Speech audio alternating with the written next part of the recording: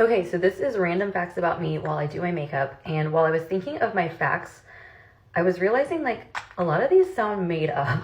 So just stick with me. They are all true. My grandparents were actors and opera singers. I grew up in Fort Worth, Texas, and they opened the very first theater in the round.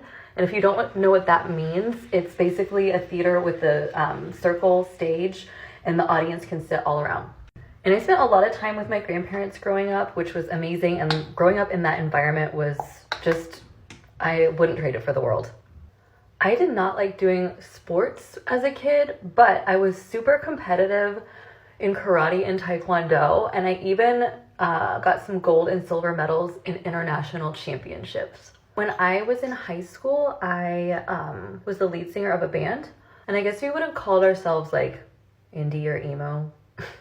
After I graduated, I moved to LA to go to the Fashion Institute of Design and Merchandising.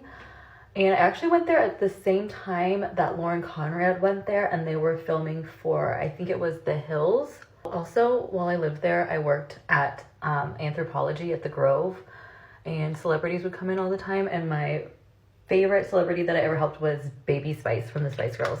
Living in LA honestly really freaked me out, and so I left and moved back home and went to a college in my hometown. And while I was there, I studied rehabilitation studies with a minor in substance abuse and addictions education, and I double minored in psychology.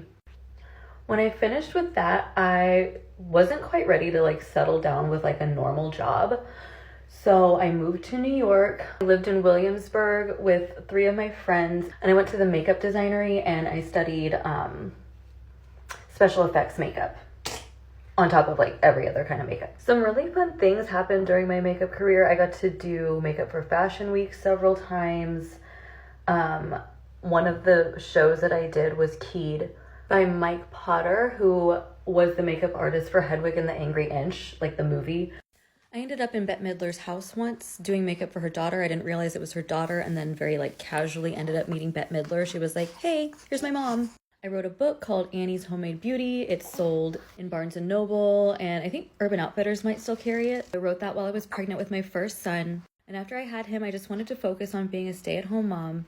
We moved to Portland, Oregon, and I accidentally became an evangelical Christian, and that was really weird. Oh, and I forgot to mention that I used to work as an extra, and I worked on Orange is the New Black. I feel like I'm forgetting a million things, but that's pretty much it. Thanks for watching.